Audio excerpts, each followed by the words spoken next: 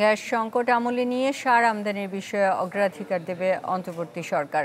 শিল্প মন্ত্রণালয়ে কর্মকর্তাদের সাথে প্রথম বৈঠক শেষে কথা জানিয়েছেন শিল্প উপদেষ্টা আদিলুর রহমান খান। দুর্নীতির বিষয়ে জিরো টলারেন্স নীতির কথা জানান তিনি। বলেন, দেশে ক্ষুদ্র শিল্প নিয়ে নতুন পরিকল্পনা রয়েছে নতুন সরকারের। গুরুত্বের সাথে বিবেচনা করা হবে সাভারের চামড়া শিল্প নগরীর বিষয়ে। এছাড়া জাহাজ শিল্পের বিকাশে নয়া পদক্ষেপের আশ্বাস দেন তিনি।